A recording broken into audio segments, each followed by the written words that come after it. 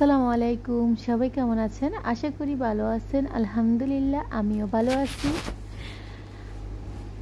ওমানে আজকে হেফজ মাদ্রাসায় অনুষ্ঠান চলছে, তো হেফজ বিভাগ আর নাজরা বিভাগের ছাত্রছাত্রীদের পুরস্কার দেওয়া হচ্ছে। তো সেখানে সব গার্জিয়ানদেরকে ইনভাইট করা হয়েছে।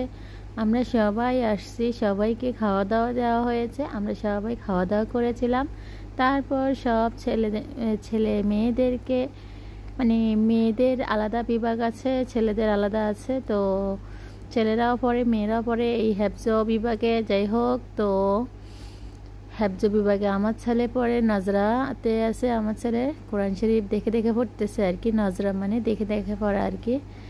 যাই হোক, তো হেফজতে আলহামদুলিল্লাহ অনেক বাচ্চারাই পড়তেছে, কোরআন মুখস্থ করতেছে, আর কেউ দেখে দেখে পড়তেছে। আমার ছেলে কোরআন শরীফ পড়তেছে আর কি। যাই হোক, ওই যে আমার দুই ছেলে দাঁড়াই আছে। আমার ছোট ছেলেকে এখনও দিই নাই, বড় ছেলে এখনও মানে মোটামুটি পড়তেছে। যাই হোক, পারে সে। ছোট ছেলেকেও দিব, 1 বছর পর দিব আর কি।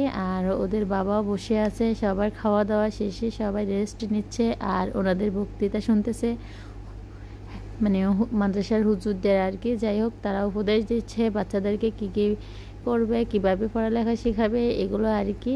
আর যাই হোক, সবাই যারা ওমানে আছেন বাচ্চাদেরকে চেষ্টা করবেন এরকম হেফজ মাদ্রাসা পাইলে পড়ানোর জন্য, কারণ হেফজ বিভাগে পড়ালেখা করাতে পারলে কিন্তু মা বাবা সৌভাগ্যবান আমি মনে করি। যাই হোক, আমরা অনেক চেষ্টার পর এই মাদ্রাসাটা খুঁজে পেয়েছিলাম। তারপর ওমানে এই মাদ্রাসাতে আমার ছেলেকে ভর্তি করাইছিলাম। এখানে সব হুজুর, সভাপতি, চেয়ারম্যান সবাই একসাথে হচ্ছে, সাথে গার্জিয়ানরাও আছে। কিছু কিছু আছে, কিছু কিছু আসে নাই।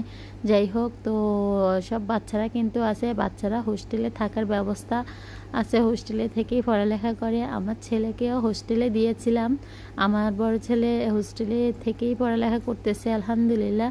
ওমানে এরকম একটা মাদ্রাসা পেয়ে আমি খুবই ধন্য। যাই হোক, সবাই দোয়া করবেন যাতে ঠিকমতো পড়ালেখাটা হয়, এটা আর কি।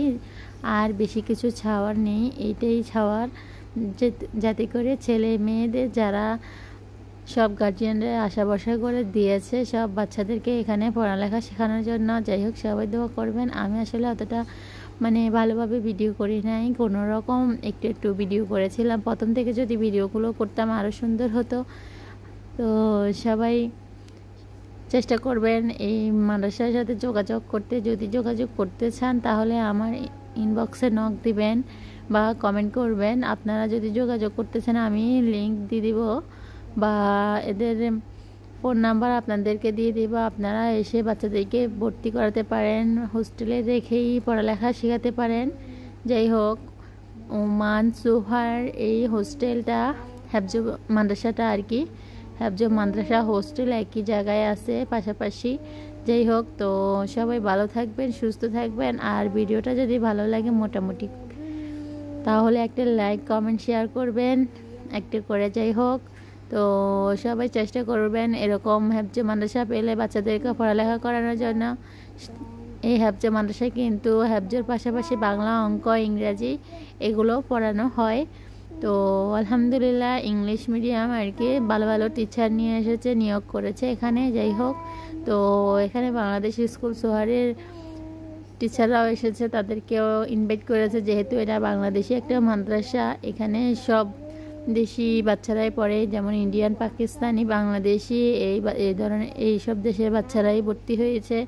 তো মোটামুটি এখন 50টার উপরে বাচ্চা, মানে ছেলে মেয়ে হয়েছে। যেহেতু এটা নতুন, এখনও নতুন আর কি, সেই কারণে ছেলে মেয়ে এতটা বেশি হয় নাই। যেই পরিমাণ আছে তারা যেভাবে উদ্যোগ নিয়েছে আলহামদুলিল্লাহ, সামনে আমার মনে হয় ভালোই হবে। আর সবাই বেশি বেশি করে শেয়ার করে দিবেন যারা ওমানে আছে, বাংলাদেশি ভাই ও বোনেরা যারা ফ্যামিলি আছে তাদের কাছে পৌঁছে দেওয়ার চেষ্টা করবেন। শেয়ার করে বেশি বেশি শেয়ার করে দিবেন। তো আল্লাহ হাফেজ, আসসালামু আলাইকুম।